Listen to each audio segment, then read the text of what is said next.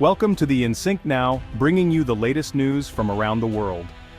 On July 29, 2025, the Supreme Court delivered a unanimous, historic ruling in American Institute for International Steel v. United States. The nation watched with bated breath as the highest court in the land prepared to weigh in on a case that had gripped the country for years. The anticipation was palpable, with crowds gathering outside the marble steps, news cameras rolling, and legal experts speculating on the far-reaching consequences of the decision. The decision abruptly halted the sweeping tariff agenda championed by former President Donald Trump, sending shockwaves through the political and economic landscape. Headlines blared across the nation, announcing the end of a policy era that had defined a generation of trade relations. For nearly a decade, these tariffs had reshaped global trade and upended the economic landscape for American businesses and consumers. The effects rippled from bustling ports to small-town factories, touching every corner of the economy. Importers and exporters alike had been forced to adapt to a new reality, with shifting supply chains and unpredictable costs. The court's ruling was more than a legal technicality.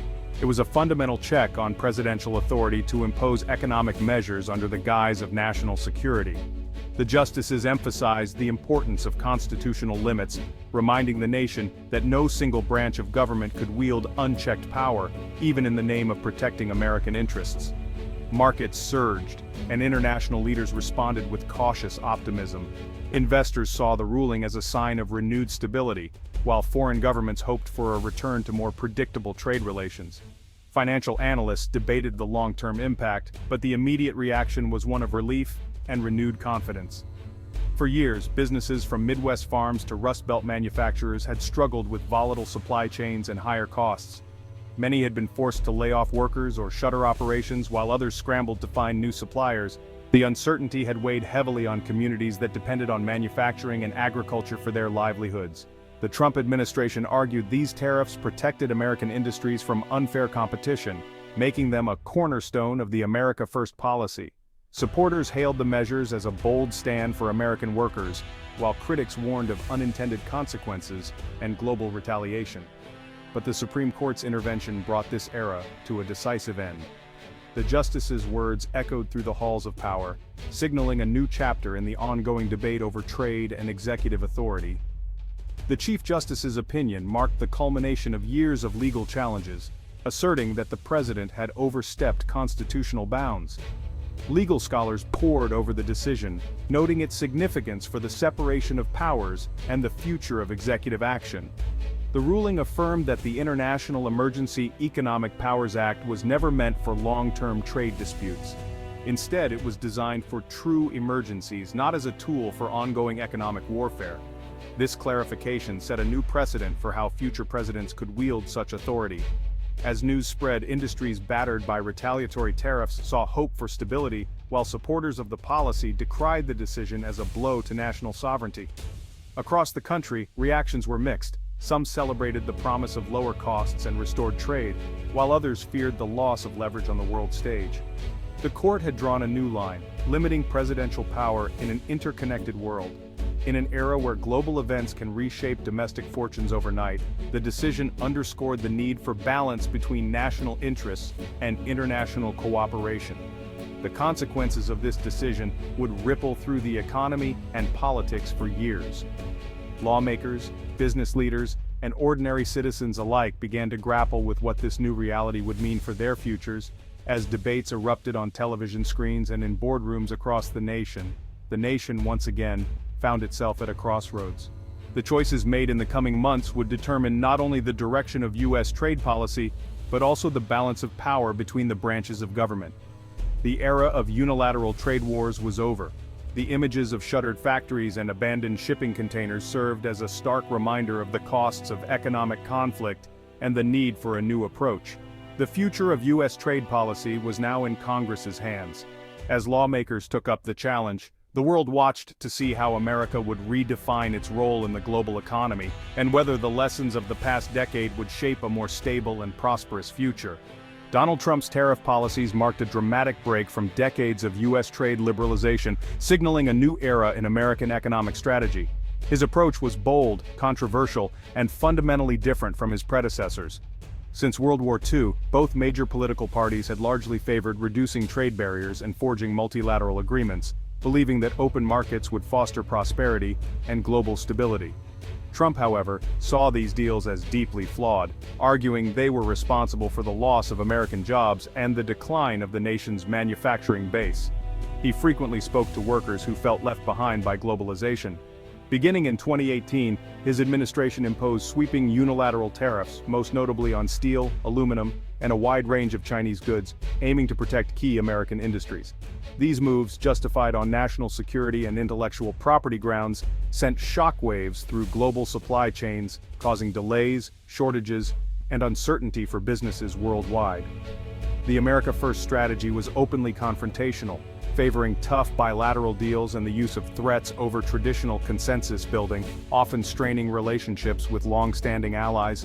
The administration aimed to leverage America's vast market power to force trading partners into making concessions, rooted in deep skepticism of globalism and persistent concerns over ballooning trade deficits.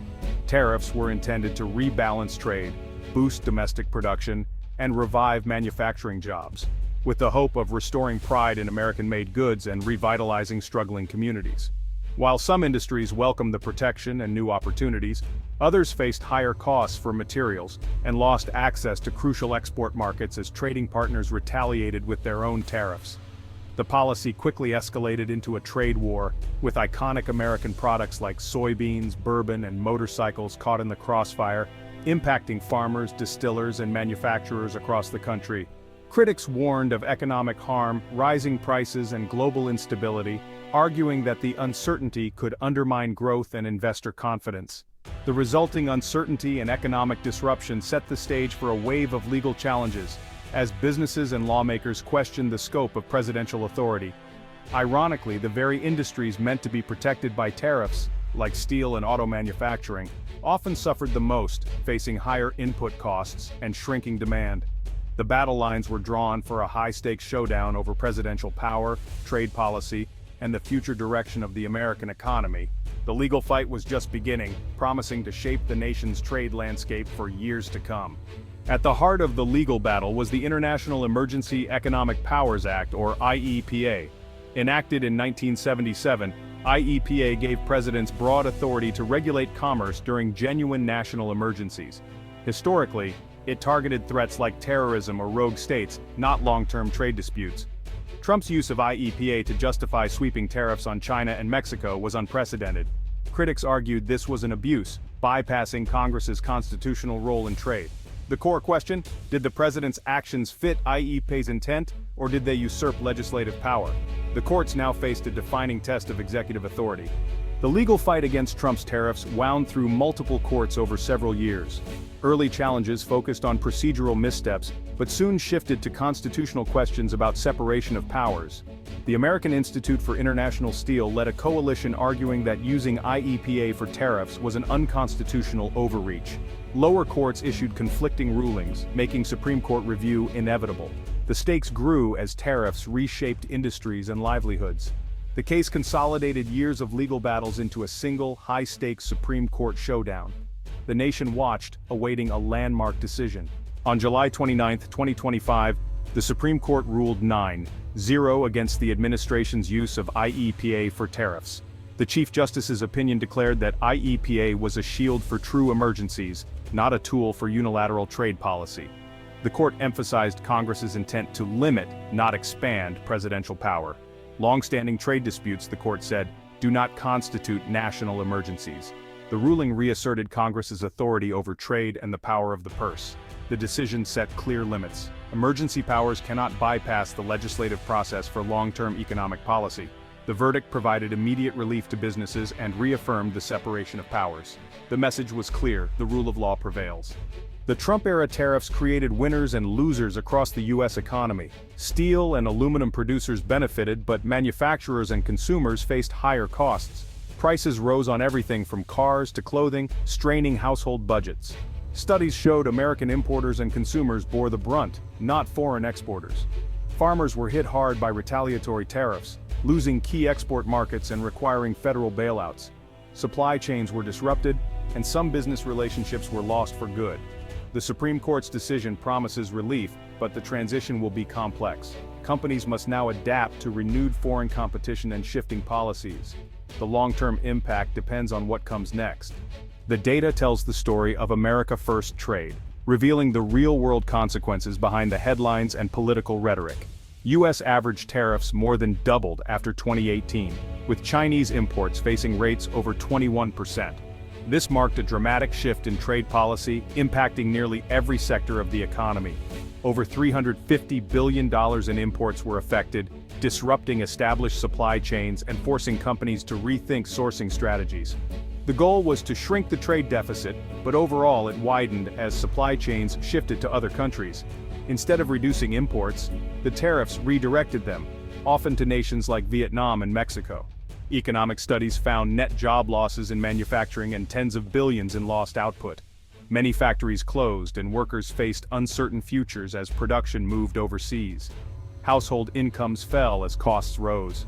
Everyday Americans felt the pinch at the grocery store and in their monthly bills, as higher tariffs translated into higher prices for consumer goods. Retaliatory tariffs devastated U.S. agriculture. Soybean exports to China dropped over 70% in a year. Farmers struggled to find new buyers, and many faced financial ruin. The Supreme Court's ruling opens the door to restoring trade flows, but recovery will be slow. Legal decisions can change policy, but rebuilding lost relationships takes much longer. Removing U.S. tariffs is just the first step. Rebuilding trust and market access will take time. Negotiations must address lingering doubts and repair damaged partnerships. The numbers reveal the deep scars left by the trade war. The economic wounds are visible in lost jobs, closed businesses, and a shaken industrial base. The policy's costs far outweighed its benefits. For many, the promise of revitalized industry never materialized, while the burdens were widely felt. The future of U.S. trade now hangs in the balance. Policymakers face tough choices as they weigh protectionism against global cooperation. The data is a sobering lesson for policymakers, highlighting the need for careful analysis and a balanced approach to trade policy in the years ahead. The Supreme Court's decision reignited debate over executive power. Legal scholars hailed it as a vital check on presidential overreach, reaffirming Congress's authority over trade. Supporters of the tariffs argued the president needs flexibility to act swiftly in a global economy. The ruling signals courts may now scrutinize broad delegations of power more closely. Congress may be forced to take a more active role in policymaking. The decision's significance extends beyond tariffs, touching on the core balance of American democracy. The constitutional dialogue over presidential limits continues. The Supreme Court's landmark decision marks a turning point for U.S. trade policy. The era of unilateral tariffs is over. Congress's authority is restored. The ruling promises relief for consumers and businesses, but the path to normalizing trade will be complex. Future presidents are now constrained from using emergency powers for long-term economic policy. The decision forces a national conversation. Will the U.S. return to free trade or chart a new protectionist course? The next chapter is unwritten. Congress must now lead. The world watches as America redefines its role in global commerce. The future of U.S. trade policy is up for debate.